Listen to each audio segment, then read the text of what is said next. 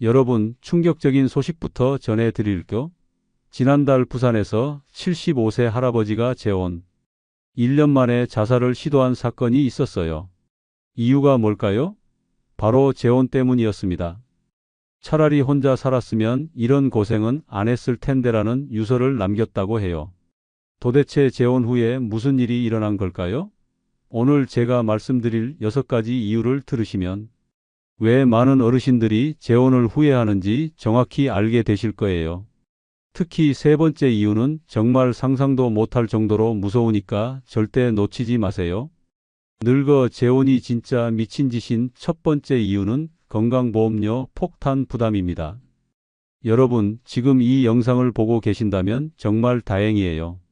왜냐하면 오늘 제가 말씀드릴 내용을 모르고 재혼했다가는 노후 자금이 순식간에 날아갈 수 있거든요.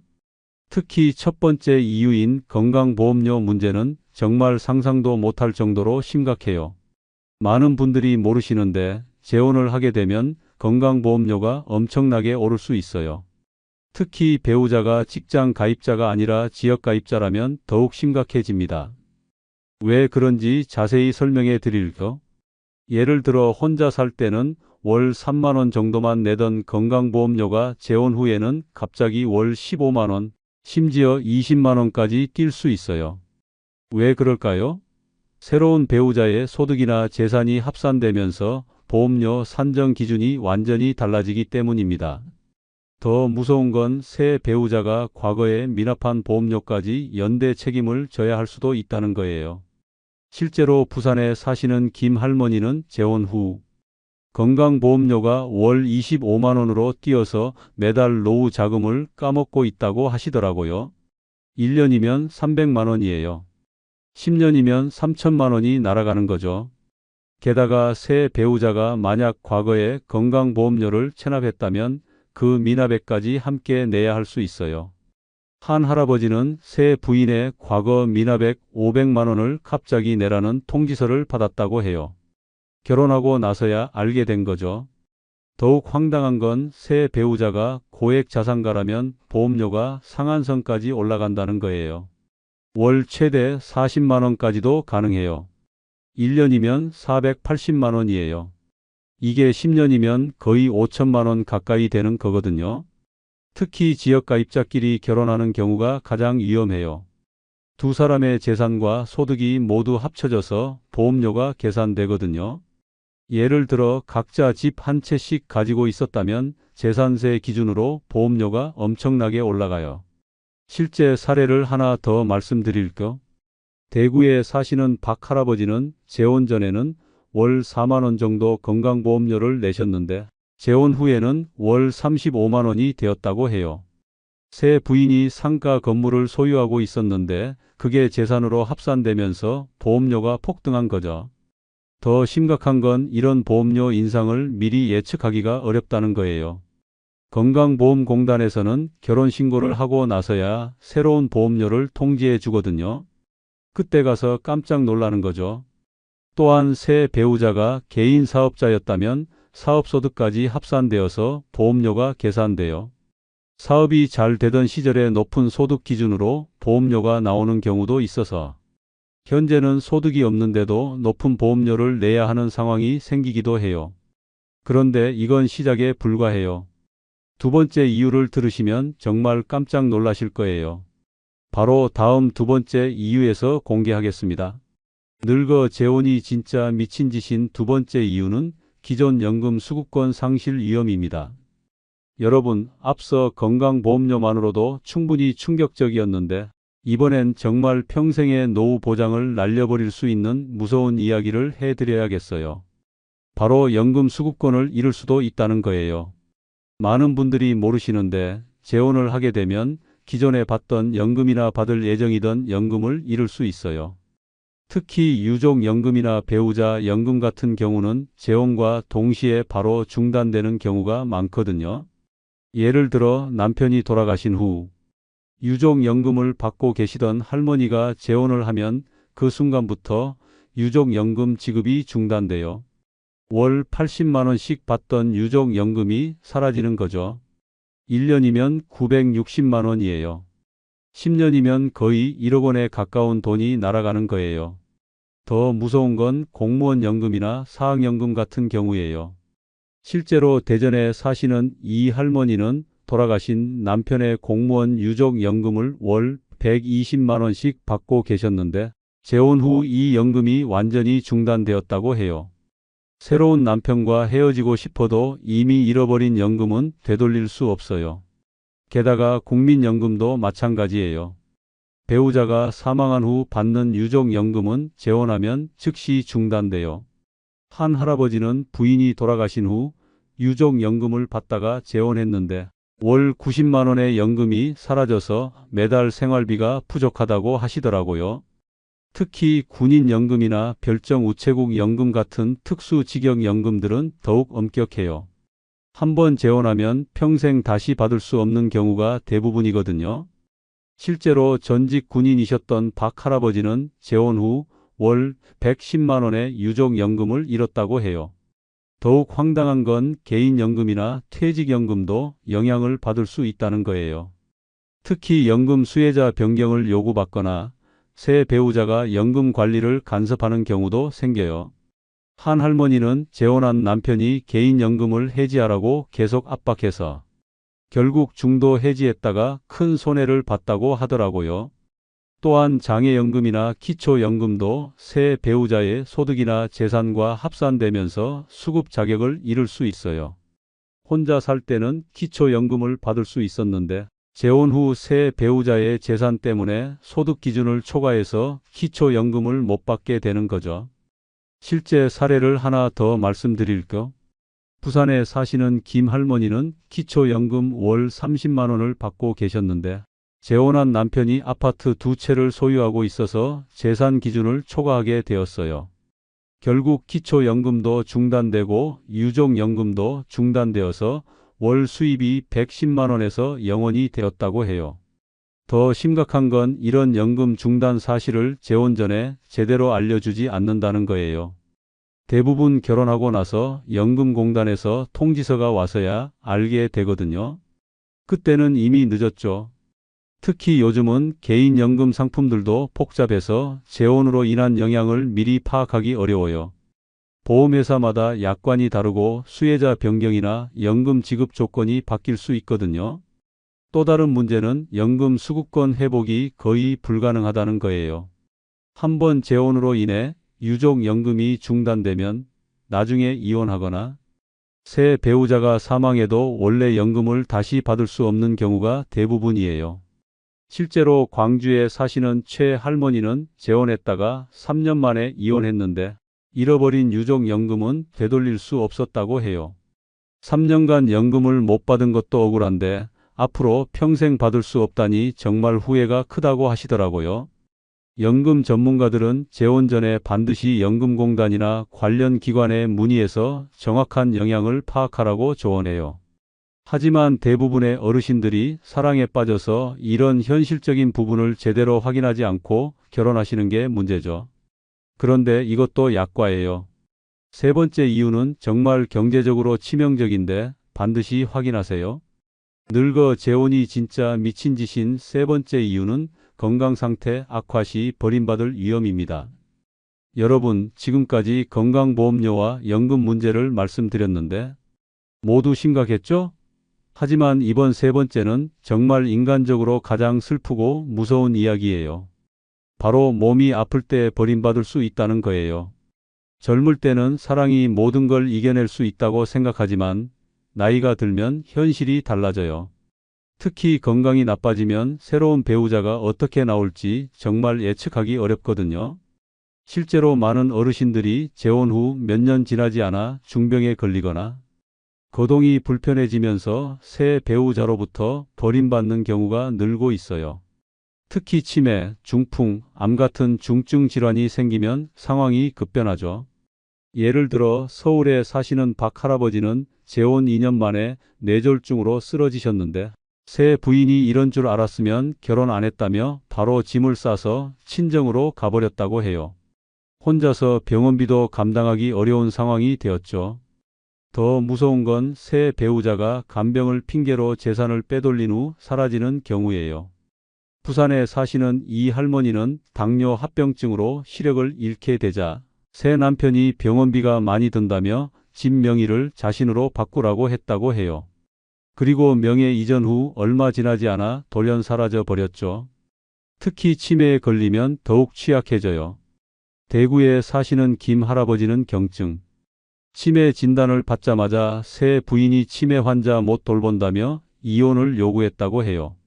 법적으로는 이혼 사유가 되지 않지만 새 부인이 계속 괴롭히고 방치해서 결국 요양원에 들어가야 했죠. 또 다른 문제는 새 배우자의 자녀들이 개입하는 경우예요. 처음에는 재혼을 반대했던 새 배우자. 자녀들이 부모가 아프면 우리가 돌볼 수 없다며 모든 책임을 떠넘기려고 해요.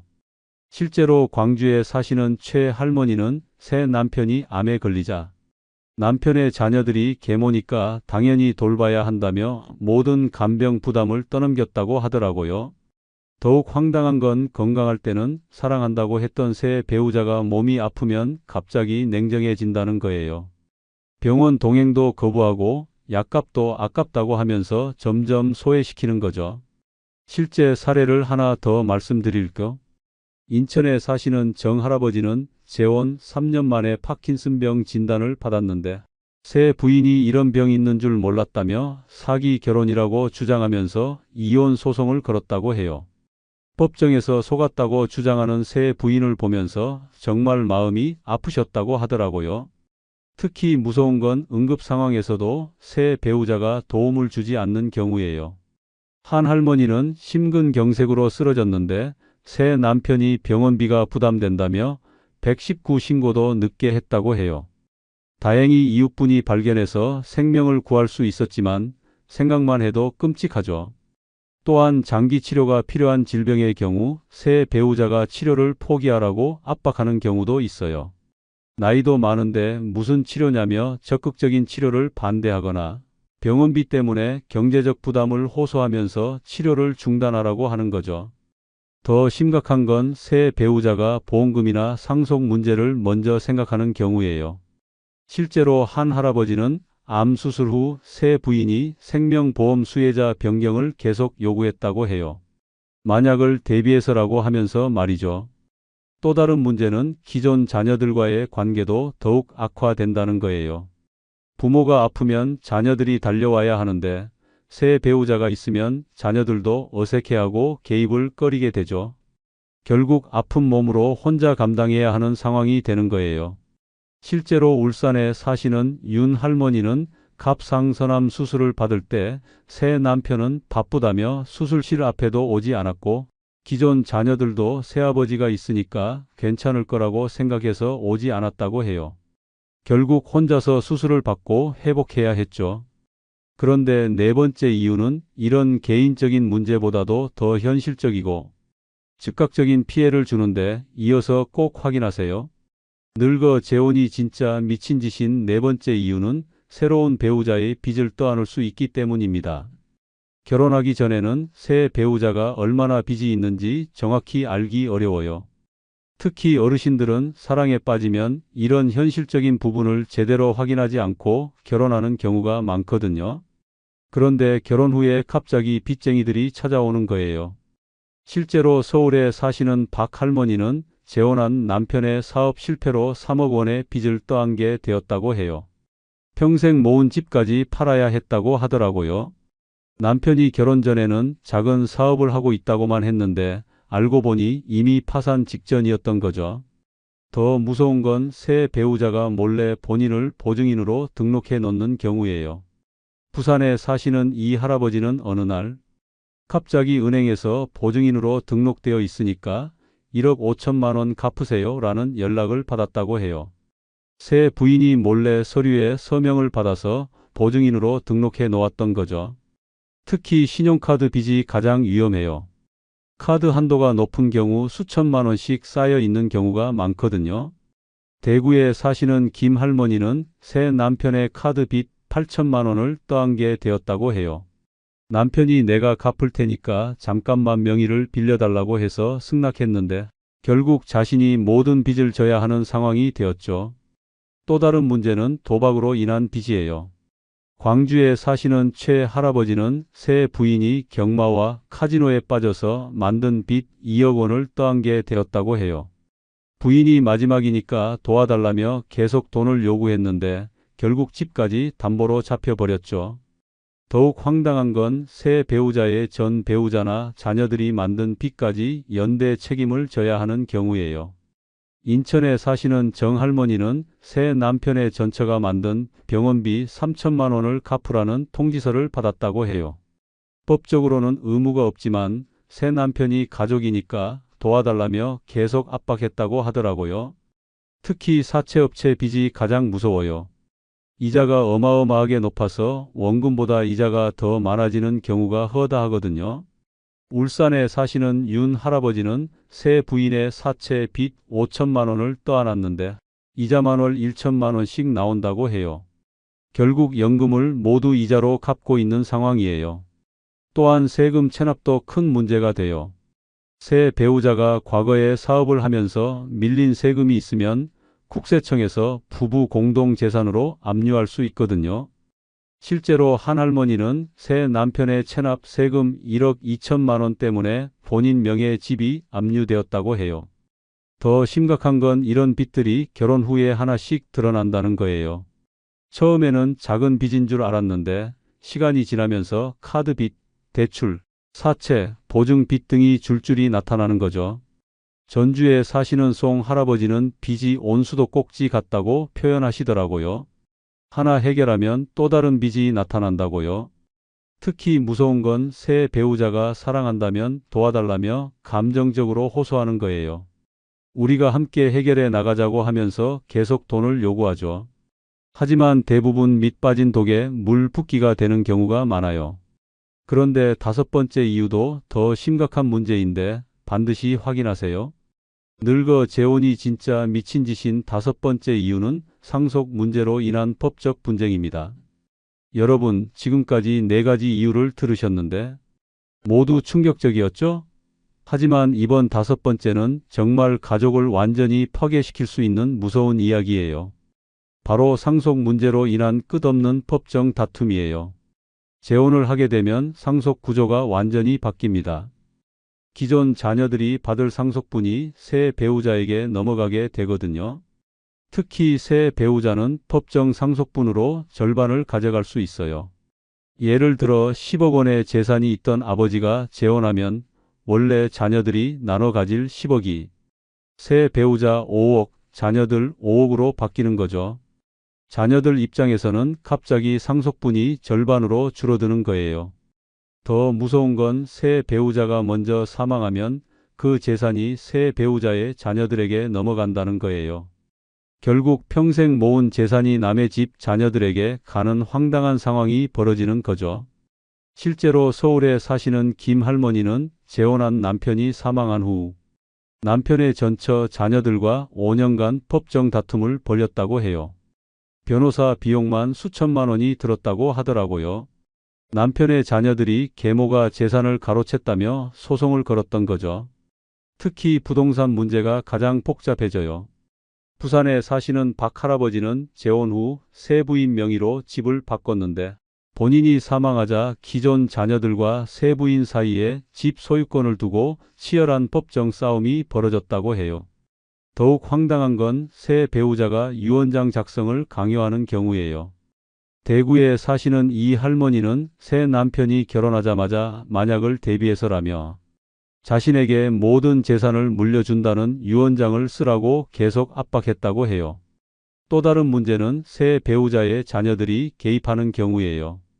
광주에 사시는 최 할아버지는 새 부인의 자녀들이 우리 어머니가 돌봐드리니까 재산은 당연히 우리 것이라며 노골적으로 상속을 요구했다고 해요. 특히 치매에 걸리면 더욱 취약해져요.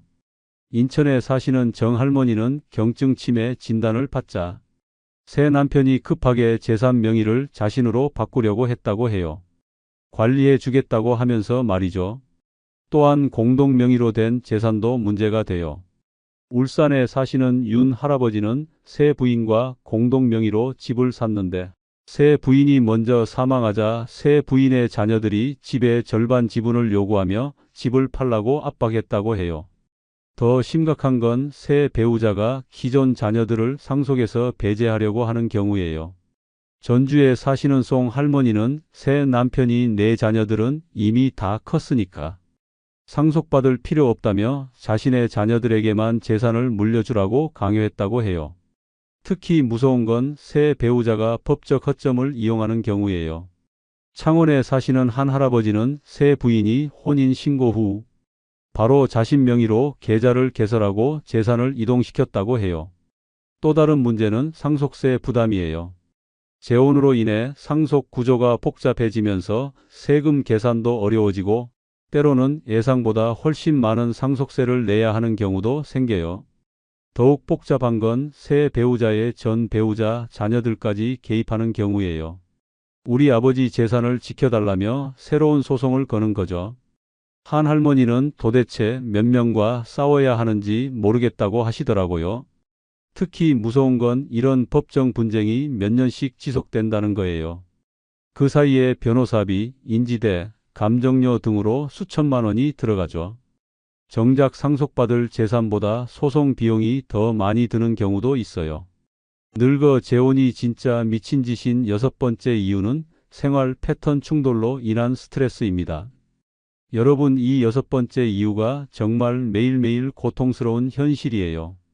바로 생활 패턴이 맞지 않아서 생기는 엄청난 스트레스예요. 젊을 때 결혼하면 서로 맞춰가면서 새로운 패턴을 만들어갈 수 있어요. 하지만 60대, 70대에 재혼하면 이미 수십 년간 굳어진 생활 습관을 바꾸기가 정말 어려워요. 실제로 서울에 사시는 박 할머니는 새 남편과 기상시간부터 충돌이 시작된다고 해요. 할머니는 새벽 5시에 일어나는 습관인데 새 남편은 오전 9시에야 일어나거든요. 아침 준비하는 소리 때문에 매일 싸운다고 하더라고요. 더 심각한 건 식사 시간과 메뉴 문제예요. 부산에 사시는 이 할아버지는 새 부인이 저녁을 5시에 먹자고 하는데 본인은 7시에 먹던 습관이라 매일 갈등이 생긴다고 해요. 게다가 새 부인은 매운 음식을 못 먹는데 할아버지는 김치찌개 없으면 밥을 못 드신다고 하더라고요. 특히 TV 시청 문제가 가장 스트레스가 심해요. 대구에 사시는 김 할머니는 새 남편이 스포츠만 보려고 하는데 본인은 드라마를 봐야 한다며 매일 리모컨 쟁탈전을 벌인다고 해요. 결국 거실에서 편안히 쉴 수가 없다고 하시더라고요. 또 다른 문제는 청소와 정리정돈 방식이에요. 광주에 사시는 최 할아버지는 새 부인이 하루에 3번씩 청소를 하는데 본인은 일주일에 1번이면 충분하다고 생각해서 계속 갈등이 생긴다고 해요. 너무 깔끔 떤다며 숨이 막힌다고 하더라고요. 더욱 황당한 건 화장실 사용 패턴까지 충돌하는 경우예요. 인천에 사시는 정 할머니는 새 남편이 화장실에서 30분씩 있는 바람에 본인이 사용할 수 없어서 스트레스가 엄청나다고 해요.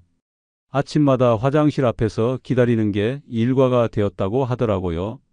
특히 잠자리 문제가 가장 심각해요. 울산에 사시는 윤 할아버지는 새 부인이 코를 심하게 골아서 잠을 못 잔다고 해요. 40년간 혼자 자던 습관 때문에 옆에 사람이 있으면 잠이 안 온다고 하시더라고요.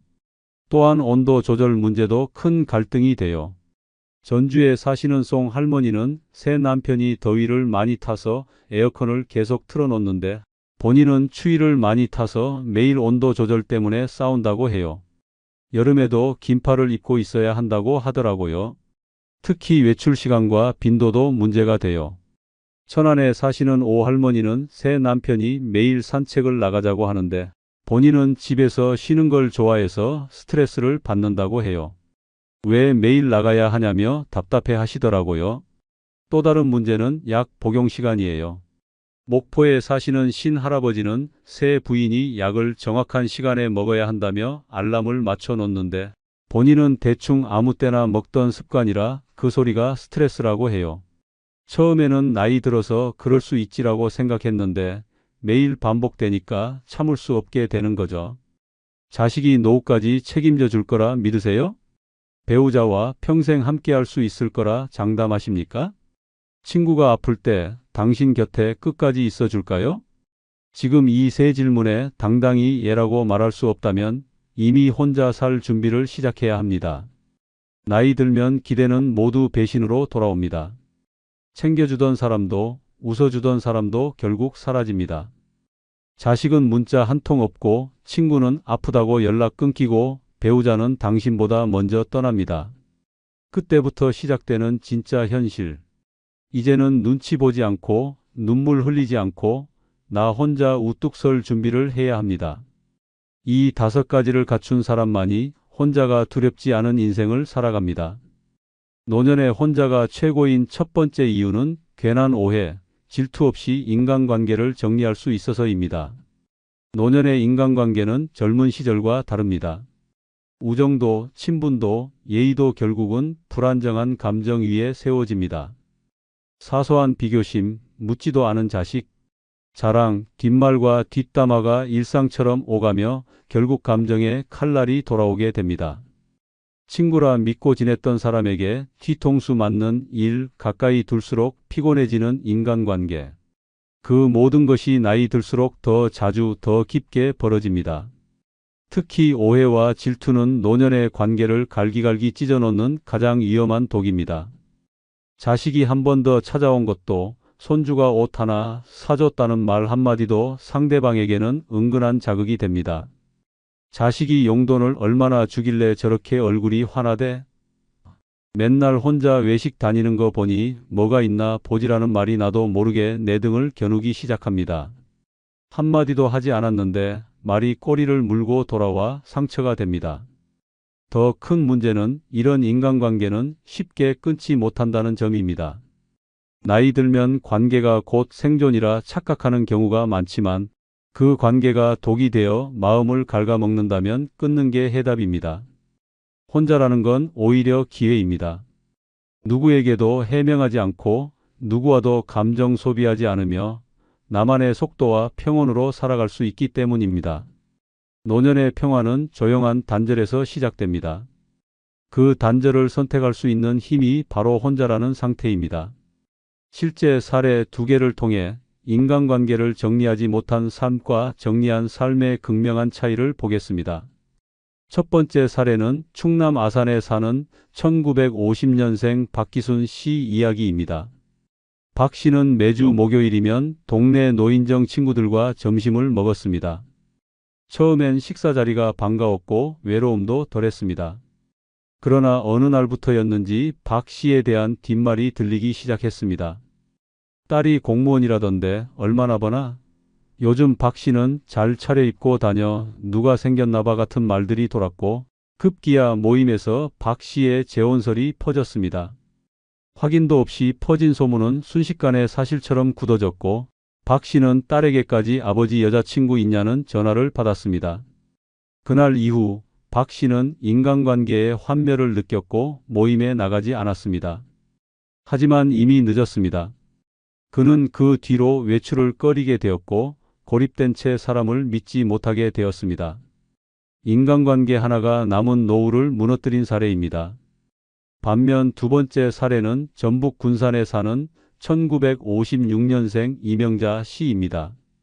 남편과 사별 후 친구들과의 모임에 꾸준히 나가던 이 씨는 어느 날 모임에서 들은 너는 남편 돌아가신 지 3년도 안 됐는데 얼굴이 너무 화사하다는 말 한마디에 크게 충격을 받았습니다. 그날 밤 이 씨는 결심했습니다. 더 이상 누구의 시선도 감정도 피하지 않겠다고. 다음 날 그녀는 단체 대화방에서 조용히 나왔고 전화도 차단했습니다. 이후 동네 작은 도서관에서 자원봉사를 시작하며 혼자만의 루틴을 만들기 시작했습니다. 지금의 이 씨는 매일 산책을 하고 글쓰기를 하며 평온한 하루를 보냅니다. 지금이 제일 좋아요. 아무 말 섞지 않고 웃는 것도 우는 것도 오롯이 나의 몫이라는 게 너무 좋아요 라고 말했습니다. 그녀는 인간관계를 끊고 인생을 되찾은 것입니다. 노년의 혼자가 최고인 이유 두 번째는 사생활 침해당할 일이 없어서입니다. 늙는다는 것은 단지 몸이 불편해지는 문제가 아닙니다. 더 큰 위협은 인생의 마지막에조차 내 삶이 내 것이 아니게 되는 현실입니다. 어디를 가든 무엇을 하든 누구를 만나든 하나하나 보고하고 설명해야 하는 답답한 삶. 사생활이 침해당하는 순간 인간은 살아있으면서도 감시받는 죄수처럼 살게 됩니다. 특히 자식이나 가족 혹은 동거 중인 누군가와 함께 사는 노인들은 더 이상 자유롭지 않습니다. 방문 하나 닫는 것도 이유를 말해야 하고 전화를 길게 하면 누구냐고 물어옵니다. 텔레비전 볼 시간도 간섭당하고 식사 시간 늦어지면 걱정이라는 이름 아래 추궁당합니다. 하지만 진짜 무서운 건 이 모든 감시가 사랑이라는 이름으로 포장된다는 점입니다. 문제는 그 사랑이 어느 순간 통제와 간섭으로 변한다는 것입니다. 어머니, 이 옷은 너무 화려하지 않아요? 아버지, 요즘 왜 저녁마다 나가세요? 이런 말들은 사소해 보이지만 내 삶의 선택을 하나하나 침식시켜 갑니다. 나를 위한 관심이 아니라 자기가 불편해지기 싫은 이기심입니다. 노년의 삶은 조용한 시간이 되어야 합니다. 그런데 함께 사는 사람 하나 잘못 만나면 그 조용함이 완전히 박살나 버립니다. 하지만 혼자 사는 삶은 다릅니다. 언제 일어나든 언제 자든 누굴 만나든 전혀 신경 쓸 일이 없습니다. 내 삶의 모든 선택이 내 것이고 아무도 나를 통제하지 않습니다. 문 잠그고 쉬고 싶을 때 쉬고 라면을 먹고 싶을 때 먹고 갑자기 여행을 떠나고 싶다면 그냥 가방 하나 챙기면 됩니다. 그것이 바로 혼자라는 삶의 위대한 해방입니다. 이제 두 개의 극단적인 실제 사례를 통해 사생활을 잃은 삶과 사생활을 지켜낸 삶이 어떤 차이를 만들어내는지 보여드리겠습니다. 첫 번째 사례는 서울 양천구에 사는 1949년생 김철수 씨입니다. 아들이 효심 깊게 모시겠다고 집으로 모셔갔고 김 씨도 이제 외롭지 않겠다며 기대를 품었습니다. 하지만 문제는 시작부터였습니다. 냉장고 문을 열면 며느리가 쳐다보고 새 옷 하나 사와도 이거 누가 사줬냐며 묻는 아들. 어느 날 밤늦게 친구와 술 한잔하고 돌아오자 노인네가 뭘 하길래 이 시간에 다녀오냐며 핀잔을 들었습니다. 결정적인 순간은 김 씨가 중학교 동창 모임에서 만난 여성. 친구와 연락을 자주 했다는 이유로 며느리에게 핸드폰을 강제로 확인당한 날이었습니다. 이런 거 계속 연락하면 안 된다며 메시지를 삭제하는 며느리를 보며 김 씨는 눈물이 났습니다. 그날 밤 그는 결심했습니다. 내가 누구 허락받고 살아야 하나? 결국 김 씨는 다음 달 조용히 나가 월세방을 얻었습니다. 이후 혼자 사는 삶은 상상 이상으로 편안했습니다. 아무도 참견하지 않는 자유, 누구에게도 감시당하지 않는 평화. 김 씨는 말했습니다. 혼자니까 숨을 쉴 수 있습니다. 가족보다 나를 더 아끼게 됐습니다. 반대의 두 번째 사례는 강원도 원주에 사는 1955년생 이정순 씨입니다. 그녀는 남편과 사별 후 혼자 사는 게 외롭다는 이유로 딸의 집에 들어갔습니다. 딸 부부는 잘해주었지만 문제는 점점 고개를 들었습니다. 이 씨가 늦게까지 거실에 앉아 있으면 사위가 불편해했고 새벽에 일어나면 딸이 잠 못 잔다고 핀잔을 줬습니다. 어느 날 친구와 통화하며 우리 딸은 너무 간섭이 심해라고 한 게 딸 귀에 들어갔고 다음 날부터 대화가 끊겼습니다. 이후 딸은 CCTV 설치를 이유로 집안에 스마트홈 시스템을 들였고 이 씨는 마치 24시간 관찰당하는 기분으로 하루하루를 보냈습니다.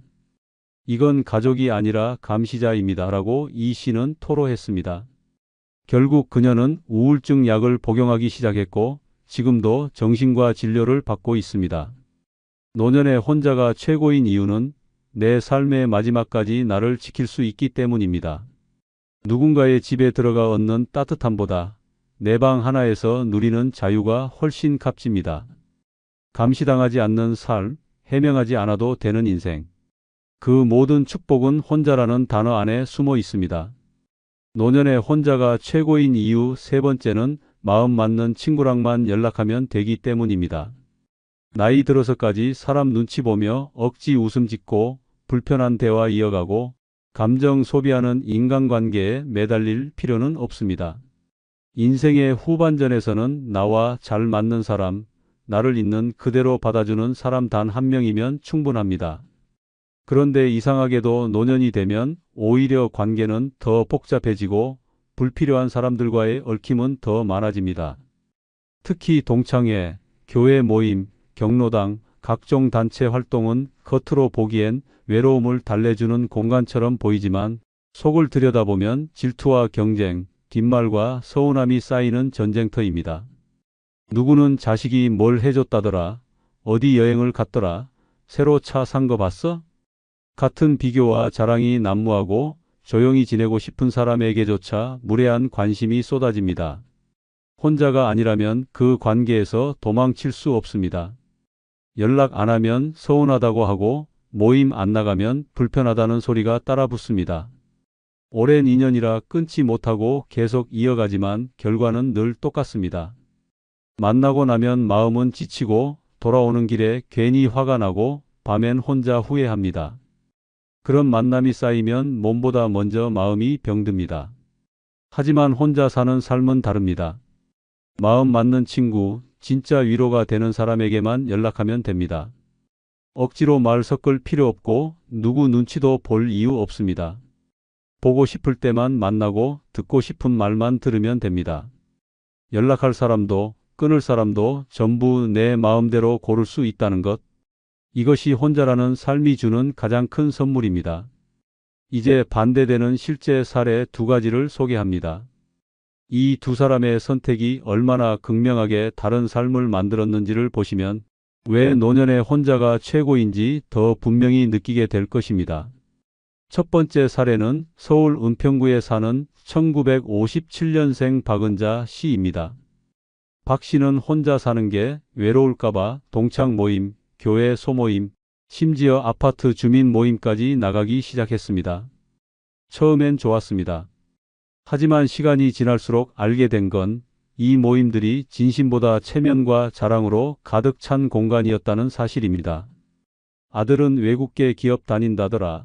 딸은 외제차 뽑았대 같은 말이 오가고 박 씨가 한마디 하면 금세 누가 흘렸는지 모를 험담이 따라 붙었습니다.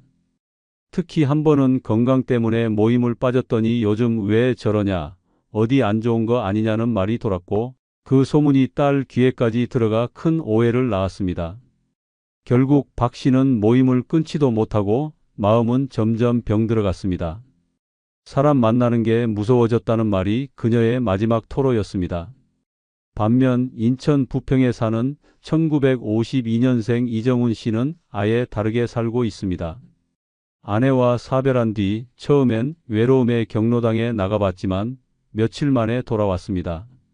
그곳에선 게임 순서, 간식 분배, 의자 자리 하나까지 서로 눈치를 봐야 했고 말 몇 마디에도 오해가 꼬리를 물었습니다. 이 씨는 생각했습니다. 내가 왜 이걸 감내해야 하나? 그리고 결심했습니다. 그는 자신과 코드가 맞는 단 2명의 친구만 남겼습니다. 한 명은 매주 전화로 근황을 나누고 또 한 명은 한 달에 한 번 만나 고등학교 시절 이야기를 나누는 친구입니다. 나머지는 다 끊었습니다. 그는 말합니다. 딱 2명이면 충분합니다. 다른 사람과의 잡다한 관계는 이제 사치고 내 정신 건강을 지키는 게 더 중요합니다. 지금 그는 오전마다 카페에 들러 신문을 읽고 오후엔 사진을 찍으러 혼자 나갑니다. 아무도 방해하지 않는 삶이 너무도 만족스럽다고 말합니다. 노년이 되면 관계는 수가 아니라 질입니다. 억지로 이어가는 만남은 상처만 남기고 진짜 친구 하나가 외로움을 모두 지워줍니다. 혼자라는 건 고립이 아니라 선택의 자유입니다. 마음 맞는 사람만 곁에 둘 수 있는 특권.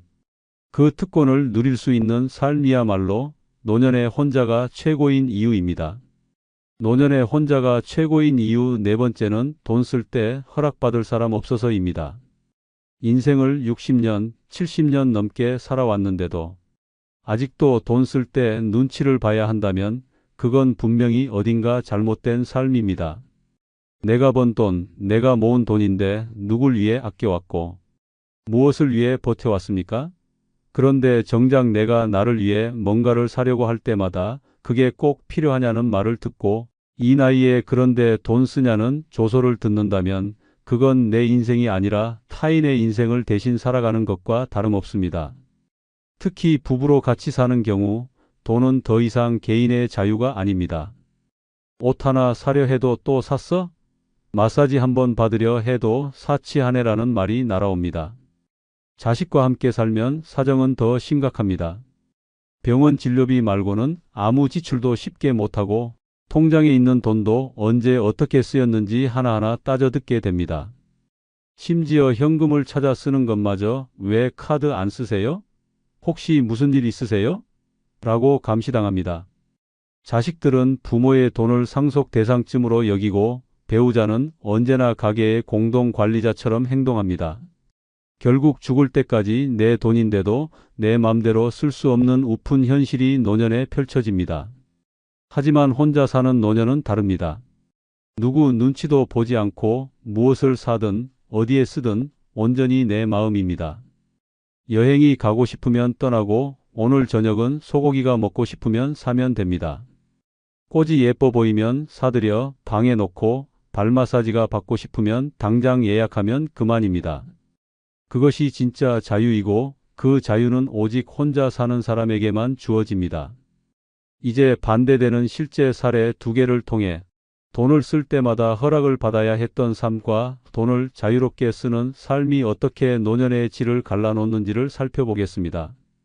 첫 번째 사례는 경기 고양시에 사는 1953년생 조문자 씨입니다. 조 씨는 남편과 오랜 세월 함께 살아왔고 모든 돈 관리는 남편이 맡았습니다. 남편이 병으로 쓰러지고 난 후에도 조 씨는 여전히 지출에 대해 자식과 상의해야만 했습니다.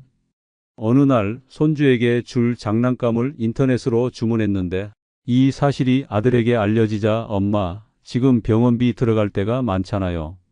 그건 안 사도 되지 않나요? 라는 핀잔을 들었습니다. 그날 이후 조 씨는 작은 물건 하나 살 때도 죄책감을 느꼈고 자주 가던 미용실도 끊고 고장난 안마의자도 그냥 방치했습니다. 조 씨는 말합니다. 내가 이 돈을 뭐 하려고 모았는지 모르겠어요. 결국 한 번도 시원하게 써보질 못했네요. 반면 충북 제천에 사는 1950년생 이정호 씨는 아내와 사별한 뒤 홀로 살며 지금까지 누구의 허락도 받지 않고 삶을 꾸려오고 있습니다. 그는 매달 일정 금액을 즐거움 예산이라 정해두고 사용합니다. 고급 된장, 수제 구두, 클래식 공연표. 전에는 절대 허락받지 못했을 소비들입니다. 한 번은 비 오는 날 충동적으로 레코드판을 사러 갔고 돌아오는 길에 고깃집에서 혼자 등심을 구워 먹었습니다. 예전 같았으면 이 돈이면 뭐 몇 끼는 해결하지 잔소리 들었을 겁니다. 그런데 이제는 아무도 뭐라 하지 않아요. 내가 나를 위해 쓰는 돈이 이렇게 달콤한 건 처음이에요. 이 씨는 매일 눈을 뜨며 생각합니다. 오늘은 나에게 뭘 선물할까? 그 생각 하나로 하루가 다릅니다. 노년의 혼자라는 건 통장보다 마음이 자유롭다는 뜻입니다. 돈을 어디에 쓰느냐는 그 사람의 철학이고 존엄입니다. 그 존엄을 누군가의 허락 아래 살게 되는 순간 인생은 쪼그라듭니다. 혼자라는 건 단지 외로운 상태가 아닙니다. 내가 번 돈을 나를 위해 쓸 수 있는 당당한 권리입니다. 그 권리가 지켜지는 순간 노년은 비로소 자유로워집니다. 노년의 혼자가 최고인 이유 다섯 번째는 내가 결정하고 내가 책임지면 되기 때문입니다. 그 결정이 잘못된 결정일지라도 말입니다. 늙어서까지 남의 입을 빌려 살고 남의 기준에 끌려 다니는 인생이라면 그것은 내가 사는 것이 아니라 조종당하는 삶입니다. 무엇을 먹을지, 어디에 살지, 누구를 만날지, 어느 병원을 갈지까지 일일이 물어야 하고 선택할 때마다 그건 아니지라는 말을 들어야 한다면 그건 감옥보다 답답한 현실입니다. 특히 노년에는 크든 작든 선택의 순간이 많아집니다. 병원 치료를 받을지 말지, 여행을 갈지 말지, 돈을 어디에 쓸지, 인연을 이어갈지 끊을지.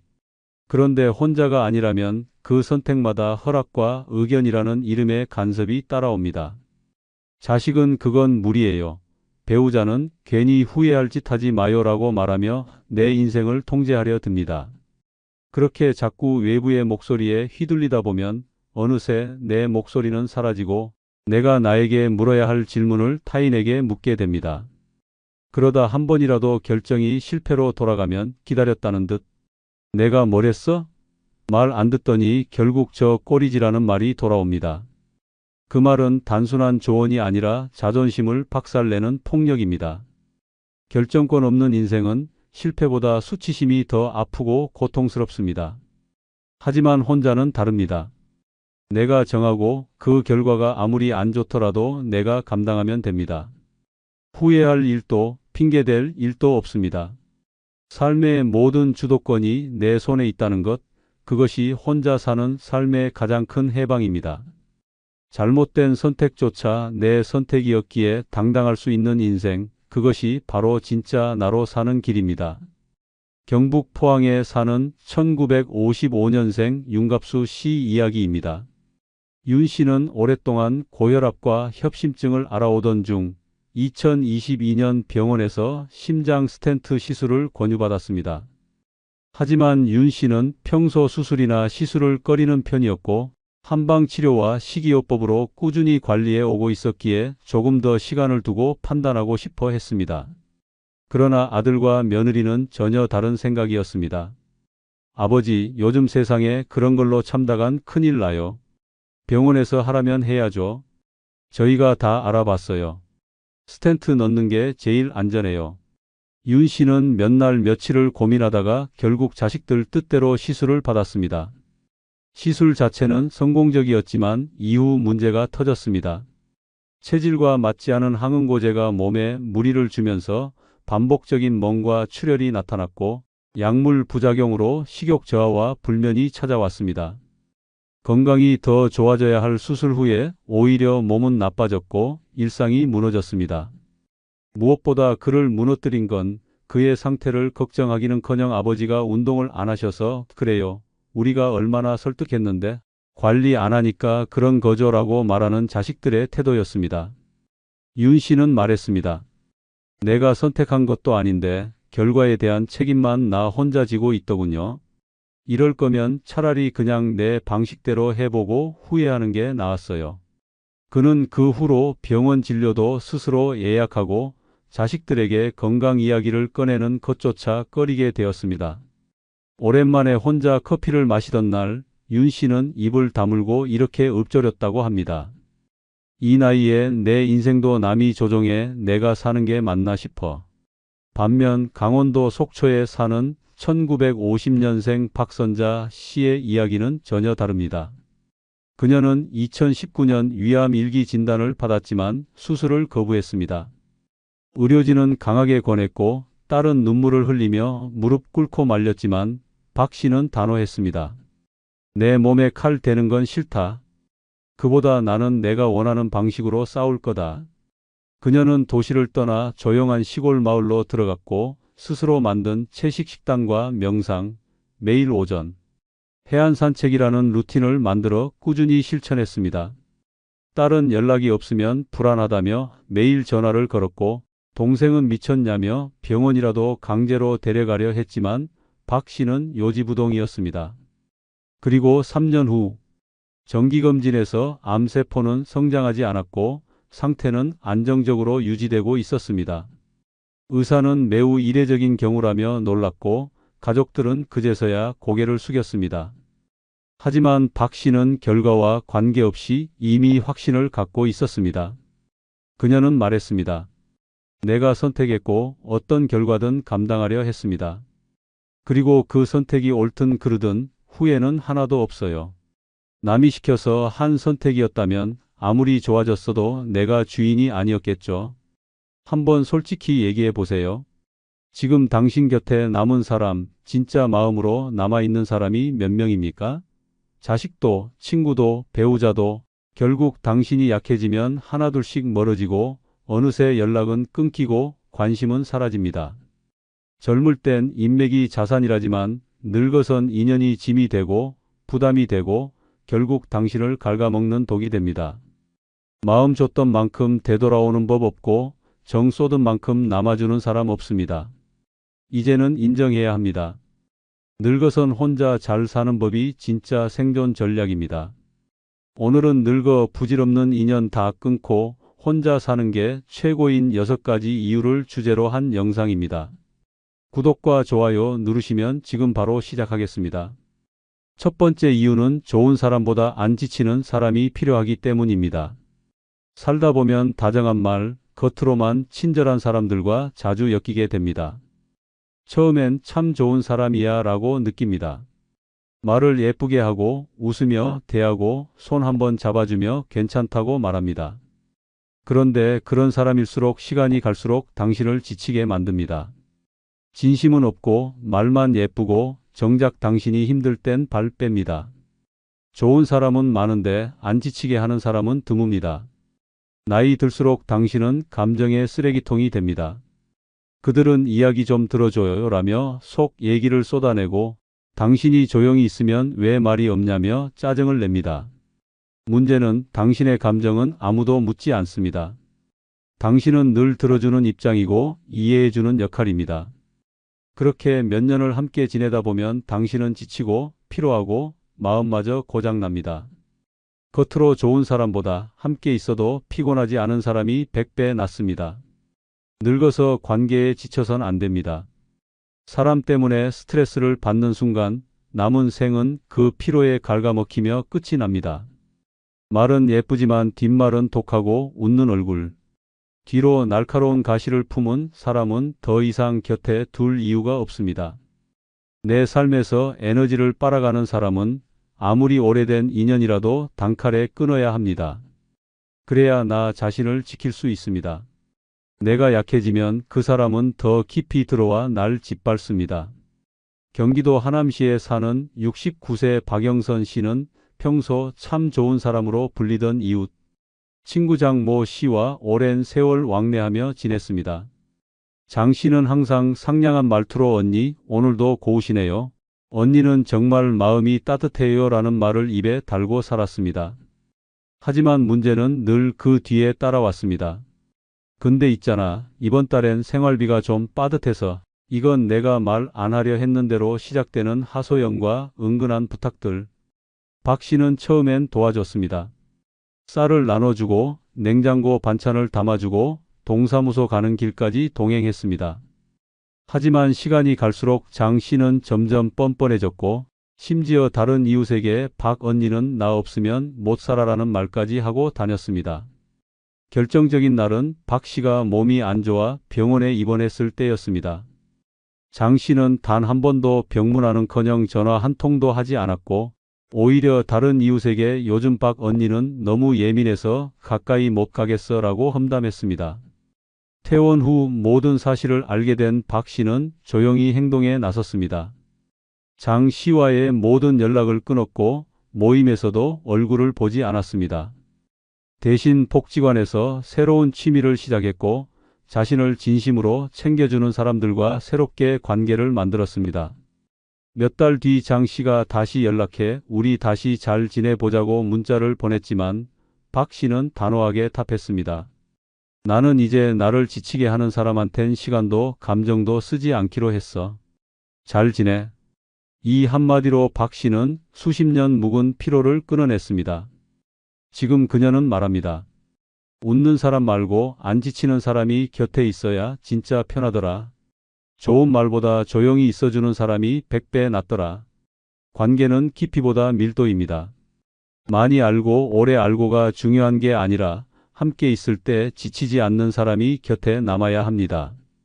늙어 외로워서 사람을 붙잡는 순간 그 사람은 당신을 약한 존재로 보기 시작합니다. 그리고 그 틈을 파고들어 당신을 이용하고 소모시킵니다. 지금이라도 관계를 재정비하십시오. 당신을 괴롭힌 그 착한 얼굴의 진짜 의도부터 끊어내야 진짜 편해집니다. 두 번째 이유는 먼저 안부 묻는 사람이 진짜 내 사람이기 때문입니다. 광주 북구에 사는 74세 박영옥 씨는 젊은 시절 마을 반장을 하며 동네 사람들과 부대끼며 살았습니다. 누구보다 활발했고 사람들을 챙기고 생일이면 먼저 전화하고 김장철이면 직접 배추를 나눠주곤 했습니다. 자식들에게도 늘 먼저 연락해 밥은 먹었냐, 감기 걸리진 않았냐 묻는 사람이었습니다. 하지만 그 모든 관계는 본인이 먼저 움직일 때만 유지되는 것들이었습니다. 어느 날 박 씨는 갑작스러운 심장 통증으로 병원에 실려갔습니다. 급하게 시술을 받고 일주일을 입원했지만 그 기간 동안 병실 문을 연 사람은 단 한 명도 없었습니다. 자식도 친구도 연락이 없었습니다. 퇴원 후 박 씨는 휴대폰을 열어봤고 착잡한 마음으로 연락처 목록을 내려보다 조용히 지웠습니다. 내가 먼저 연락 안 하면 이렇게 아무도 찾지 않는구나. 박 씨는 서서히 사람들과의 연락을 끊었습니다. 연락을 끊은 지 한 달이 지나도 아무 일 없다는 듯 세상은 조용했습니다. 그러던 어느 날 박 씨가 예전에 함께 성당을 다녔던 친구 유분남 씨에게서 전화 한 통을 받았습니다. 요즘 왜 연락이 없어? 많이 아팠다며? 나 그 얘기 늦게 들었어. 미안해. 박 씨는 놀랐습니다. 모두가 사라졌다고 생각했던 그때 단 한 사람은 진심으로 걱정하고 있었던 겁니다. 유 씨는 박 씨의 집을 직접 찾아왔고 국을 끓여주며 말했습니다. 사람 다 끊어도 나 하나쯤은 남겨둬. 그 말에 박 씨는 참았던 눈물을 흘렸습니다. 지금 박 씨는 여전히 대부분의 사람들과 거리를 두고 살아갑니다. 먼저 연락하지 않고 부탁도 하지 않습니다. 하지만 유 씨만은 다릅니다. 두 사람은 일주일에 한 번씩 만나 함께 장을 보고 근처 공원을 산책하며 서로의 안부를 묻습니다. 박 씨는 말합니다. 나한테 먼저 안부를 묻는 사람이 단 한 명이라도 있다면 그 사람과만 깊게 지내면 돼. 수십 명보다 그런 한 명이 더 크고 든든하더라. 노년의 관계는 숫자가 아니라 진심으로 나를 떠올려주는 단 한 사람이면 충분합니다. 억지로 붙잡아야 유지되는 인연은 결국 마음을 다치게 하고 먼저 안부를 묻는 한 사람과의 관계만이 당신의 남은 시간을 따뜻하게 채워줄 수 있습니다. 늙어 외로워질까봐 걱정하지 마십시오. 진짜 인연은 말을 걸지 않아도 문득 안부를 묻는 사람입니다. 그런 사람 하나면 혼자 사는 삶이 외로운 게 아니라 평온한 시간이 됩니다. 세 번째 이유는 말 돌려서 상처 주는 사람, 이제는 걸러야 하기 때문입니다. 늙어서 가장 서러운 건 대놓고 욕먹는 게 아닙니다. 웃는 얼굴로 돌려 말하며 속을 후벼 파는 사람입니다. 그 나이에 그 옷은 좀 존경해요. 겉으론 칭찬 같지만 그 속엔 조롱과 비웃음이 가득합니다. 문제는 이런 말을 하는 사람이 낯선 타인이 아니라 평소 친하다고 믿었던 사람이라는 점입니다. 그들은 절대 정면에서 공격하지 않습니다. 돌려 말하고 빈정거리며 애매한 말투로 당신의 자존심을 슬그머니 짓밟습니다. 그런 말에 매번 웃으며 넘기다 보면 어느새 당신은 말 못 알아듣는 노인 취급을 받습니다. 늙은 사람은 참을 줄 알아야 한다고요? 아닙니다. 이제는 걸러야 합니다. 애매한 말로 상처 주는 사람은 당신의 인생에서 가장 먼저 지워야 할 대상입니다. 정이 아깝다고 오래 알고 지냈다고 봐주는 순간 그 사람은 더 뻔뻔하게 선을 넘습니다. 충남 공주에 사는 70세 양미자 씨는 동네에서 오랜 친구라 불리던 한 명숙 씨와 30년 가까이 관계를 이어왔습니다. 함께 시장도 다니고 김장도 같이 하고 명절이면 선물도 주고받았습니다. 하지만 명숙 씨의 말투는 늘 어딘가 이상했습니다. 미자 언니는 참 대단해. 저 형편의 여행도 다니고. 처음엔 넘겼습니다. 오래된 사이라 이해하려 했습니다. 하지만 상처는 쌓였습니다. 결정적인 날은 마을 노인의 야유회에서 벌어졌습니다. 양 씨가 평소보다 단정하게 차려입고 행사장에 나타나자 명숙 씨는 사람들 앞에서 이렇게 말했습니다. 와, 미자 언니, 드디어 혼자 사는 게 익숙해지셨나 봐요. 혼자 노니까 뭐 좀 부릴 시간도 생겼네. 그 자리에 있던 사람들이 어색하게 웃었고 양 씨는 순간 얼굴이 굳었습니다. 그날 밤 양 씨는 다짐했습니다. 이 사람 이제 내 인생에서 삭제다. 며칠 후 양 씨는 명숙 씨에게 보냈던 카톡방을 나갔고 다음 모임에도 참석하지 않았습니다. 그리고 그해 가을 혼자 패키지 여행을 신청해 부산으로 떠났습니다. SNS에 여행 사진을 올리자 명숙 씨가 댓글을 남겼습니다. 언니 역시 멋지시네요. 어디든 잘 다니시네. 양 씨는 단호하게 답글을 달았습니다. 그동안 내 삶에 관심 가져줘서 고마웠어. 이제부터는 나 자신에게만 집중하려고. 말로 웃는 사람보다 조용히 응원해주는 사람이 내겐 더 소중하더라. 그녀는 말합니다.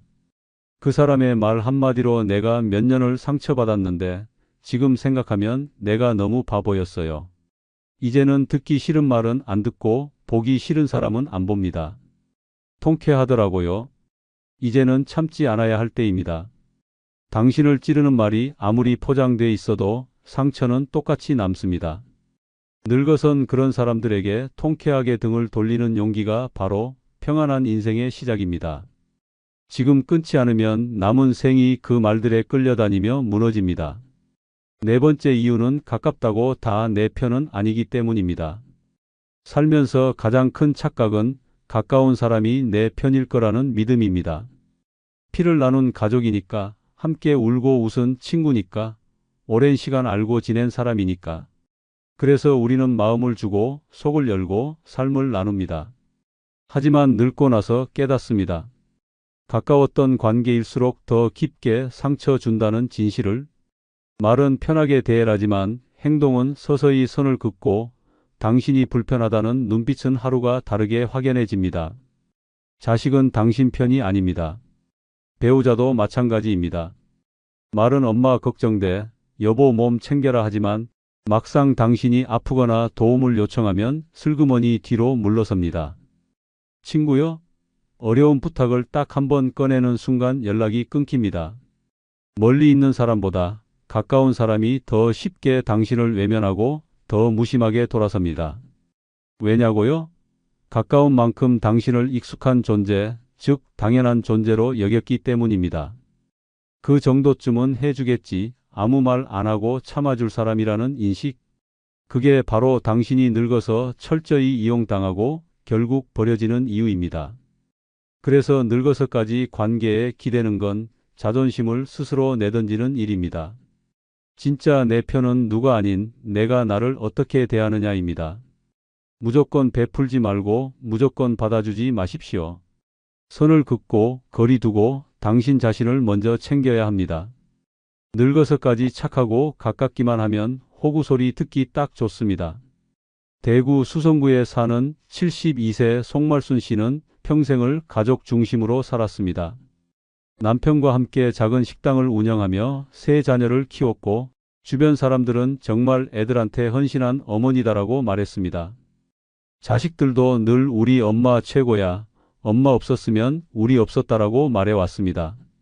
하지만 정작 남편이 병환으로 쓰러지고 송 씨가 혼자가 되자 상황은 180도 달라졌습니다.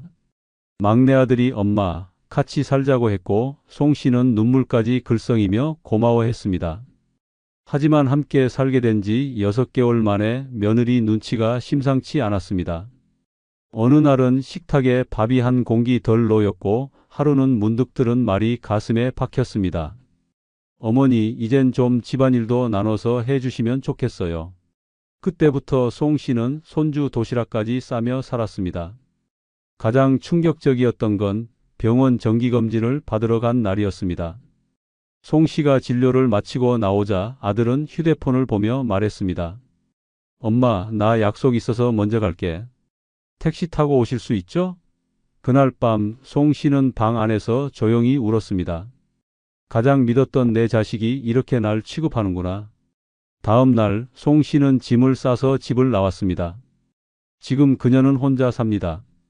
작지만 내 마음대로 켜고 끄는 전등, 내 손으로 끓이는 밥 한 끼, 누구 눈치도 보지 않는 텔레비전 소리.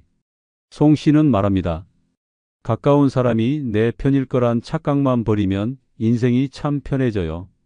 외롭긴 해도 배신은 없잖아요. 가까운 인연일수록 기대는 순간 무너집니다. 믿음이 아니라 거리와 기준으로 관계를 다시 세워야 합니다. 늙어 외롭다고 인연에 기대지 마십시오. 오늘의 위로는 내일의 무관심으로 바뀌기 십상입니다. 진짜 편안한 노년은 누구에게도 휘둘리지 않는 단단한 혼자살이에서 시작됩니다. 다섯 번째 이유는 내 얘기보다 자기 얘기만 하는 사람, 더 이상 볼 필요가 없기 때문입니다. 늙어서까지 만날 때마다 본인 얘기만 쏟아내는 사람과의 관계는 더 이상 의미가 없습니다. 당신의 고민, 당신의 건강, 당신의 외로움은 그들의 대화에 존재조차 하지 않습니다. 입을 열면 자식 자랑, 손주 이야기, 얼마짜리 뭐 샀다느니, 여행 다녀온 자랑뿐입니다. 당신이 요즘 몸이 좀 안 좋아라고 말해도 나도 그래 한마디 던지고 다시 본인 이야기로 돌아갑니다. 그 사람에겐 당신은 그저 듣는 사람일 뿐입니다. 그들은 절대 당신에게 진심으로 관심을 가진 적이 없습니다. 관계란 주고받는 겁니다. 대화가 오고 가야 마음이 이어지고 관심이 오갈 때 의미가 있습니다. 그런데 당신의 이야기는 매번 밀리고 무시되고 끊깁니다. 그런 사람을 왜 여전히 만나야 합니까? 이제는 들어주는 척하며 마음만 허탈해지는 관계는 끊어야 할 때입니다. 늙어서까지 감정 쓰레기통이 되면 결국 남는 건 피로감과 자괴감뿐입니다. 이제는 듣고 싶은 말만 듣는 사람보다 내 말에 귀 기울이는 단 한 사람과의 고요한 시간이 더 소중합니다. 대화 아닌 독백을 쏟아내는 사람과의 관계는 당신을 더욱 외롭게 만들 뿐입니다. 말이 통하지 않는 사이를 억지로 유지하다 보면 정작 나를 지킬 시간과 에너지만 빼앗깁니다. 서울 노원구에 사는 72세 김현옥 씨는 10년 넘게 알고 지낸 친구 박모 씨와 자주 만났습니다. 박 씨는 매번 커피숍에 앉자마자 1시간 넘게 자식 자랑과 남편 흉, 친구 뒷얘기를 쏟아냈습니다. 김 씨가 요즘 잠이 잘 안 와서 병원 다니고 있어라고 말을 꺼내면 박 씨는 아유, 나도 그래, 근데 있잖아, 우리 애가라며 또 자기 이야기만 이어갔습니다. 결정적인 날은 김 씨의 남편이 쓰러졌던 바로 다음 주였습니다. 박 씨와 통화하면서 남편이 중환자실에 있어라고 힘겹게 얘기했지만 박 씨는 이렇게 말했습니다. 그런 얘기 말고 나 요즘 진짜 스트레스 받아 죽겠어. 나도 좀 위로받고 싶다. 그 순간 김 씨는 전화를 끊었습니다. 그리고 다시는 연락하지 않았습니다. 한 달 뒤 박 씨가 모임에서 요즘 왜 안 나오냐며 문자하자 김 씨는 단호하게 답장을 보냈습니다. 이젠 내 얘기에 귀 기울이지 않는 사람과는 대화하고 싶지 않습니다. 내 삶은 누군가의 하소연을 받아주는 시간으로 남기기엔 너무 소중합니다. 지금 김 씨는 혼자지만 훨씬 편안합니다. 더 이상 피곤한 대화도 없고 억지로 웃을 필요도 없습니다. 조용하지만 내가 중심인 하루, 그게 진짜 자유더라고 말합니다. 듣고만 사는 인생은 끝내 스스로를 잃습니다. 늙어선 말에 무게가 같아야 관계도 남습니다. 이제는 내 말에 귀 기울이지 않는 사람은 단호하게 정리해야 할 시간입니다. 그게 나를 지키는 첫걸음입니다. 여섯 번째 이유는 나이 먹을수록 인맥보다 여백이 소중하기 때문입니다. 젊을 땐 사람을 넓게 알아야 살아남는다고 배웠습니다. 인맥이 많아야 기회가 생기고 연락처 수가 많아야 든든하다고 믿었습니다.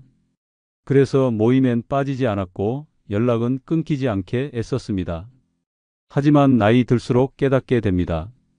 그 수많은 인맥이 당신 삶에 진짜 도움이 되는 건 단 한 명도 없다는 사실을. 오히려 그 많은 인연이 피곤함이 되고 감정 소모가 되고 당신의 시간을 갉아먹는 짐이 됩니다.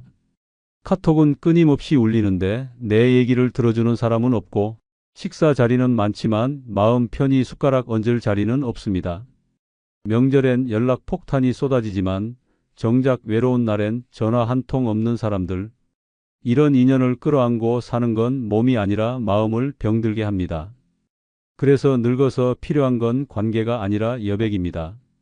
하루 중 아무와도 연락하지 않는 시간, 나 혼자 조용히 걷는 산책길, 내 마음대로 넘기는 책장 하나.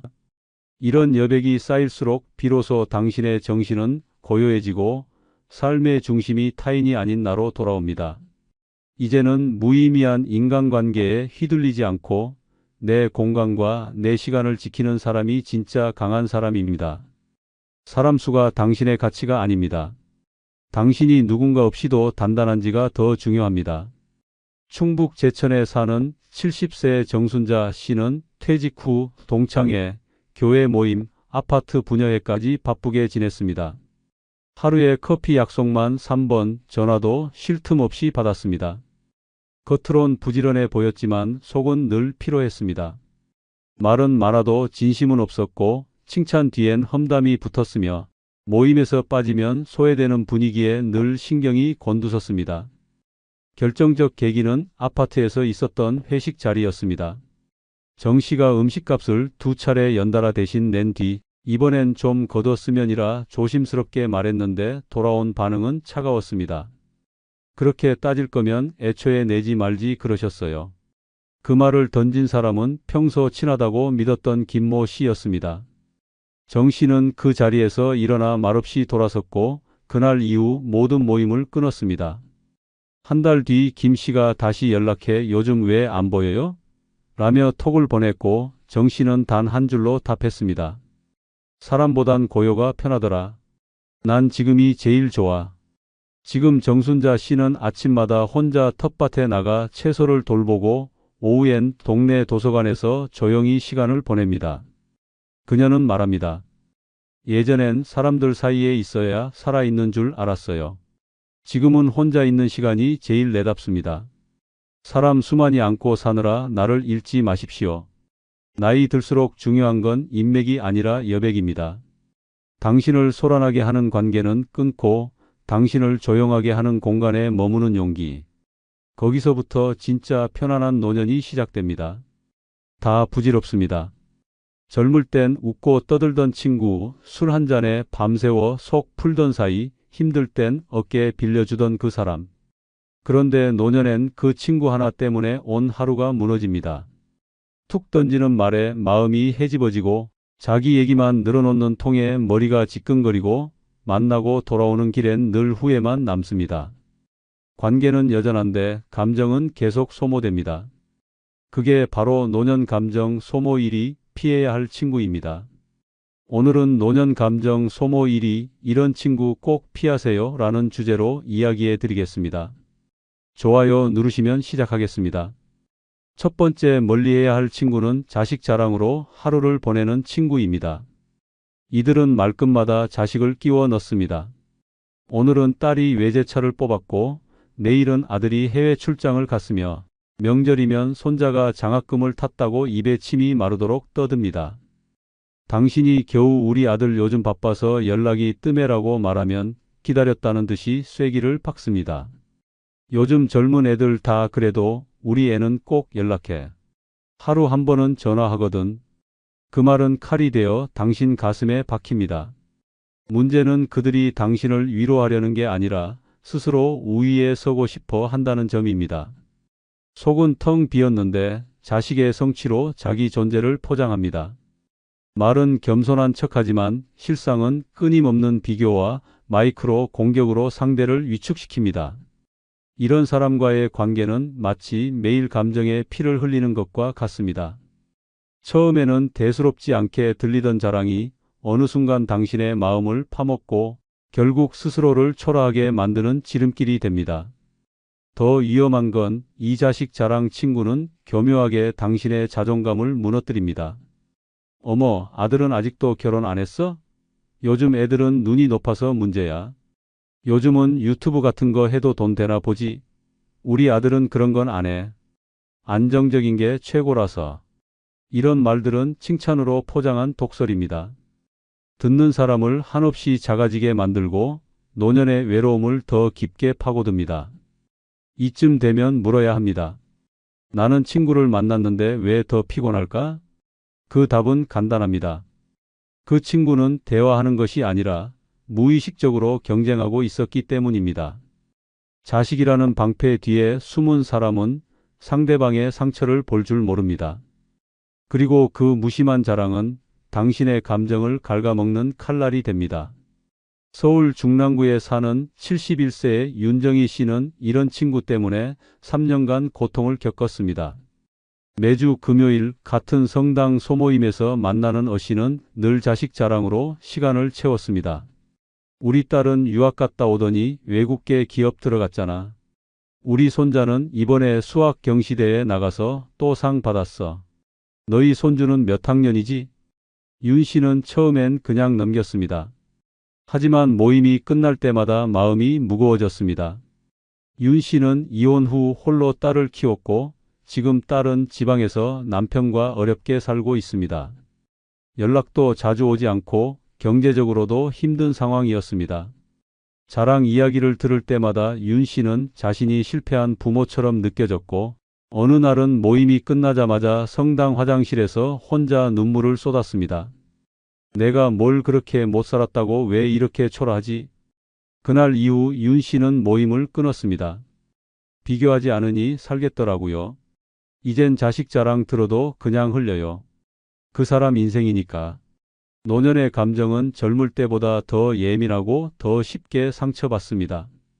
자식 자랑은 듣는 이를 무력하게 만들고 삶을 비교하게 하며 결국 자신을 부정하게 만듭니다.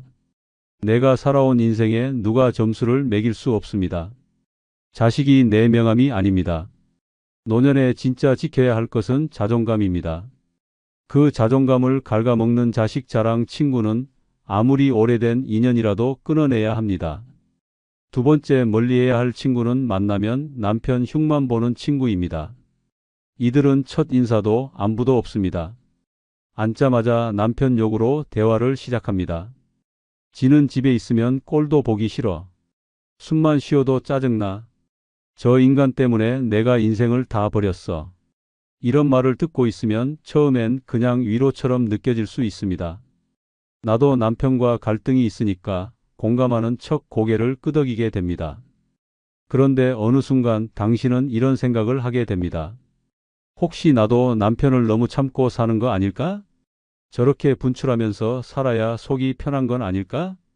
그 친구의 말은 당신 안의 감정을 자극하고 마침내 무너뜨립니다. 남편 욕은 처음엔 타인에 대한 불만이지만 결국 자신의 삶에 대한 불신으로 돌아옵니다. 누구나 부부 사이에 불만은 있습니다. 오랜 시간 쌓인 습관, 어긋난 기대, 반복되는 오해 속에서 갈등이 없는 부부는 없습니다. 그러나 문제는 그 갈등을 매번 만나서 토해내는 친구입니다. 자신의 불행을 매번 반복해서 떠들다 보면 그 사람은 감정의 배출구가 아니라 감정의 쓰레기통이 됩니다. 그리고 그 앞에 있는 당신은 그 쓰레기를 뜯고 받아내야 하는 청소부가 됩니다. 이런 친구와의 만남은 시간이 지날수록 당신을 지치게 만듭니다. 처음엔 저런 사람도 있구나 하며 듣다가 나중엔 남편을 볼 때마다 그 친구의 말이 떠오릅니다. 남편도 똑같이 나를 무시하나? 나도 참기만 하지 말고 한번 터뜨려야 하나? 결국 당신의 가정에도 균열이 생기기 시작합니다. 감정은 전염됩니다. 남편 흉을 하루 종일 들으면 당신 마음도 점점 부정적으로 물듭니다. 남편과의 대화도 까칠해지고 일상의 작은 다툼도 예민하게 반응하게 됩니다. 그 친구는 당신의 삶을 구원해 주지 않습니다. 오히려 당신을 점점 더 외롭고 공격적인 사람으로 만들어갑니다.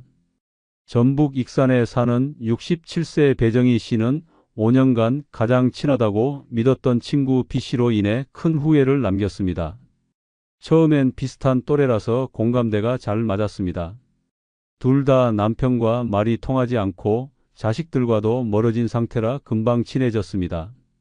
그런데 만날 때마다 B씨는 남편 욕부터 꺼냈습니다. 지가 나한테 한 게 뭐가 있어. 나는 애 키우느라 인생 다 썼는데 그 인간 없었으면 내가 훨씬 잘 살았을걸? 처음에는 고개를 끄덕이며 위로했지만 어느 날부턴가 배 씨도 남편에게 짜증을 내기 시작했습니다.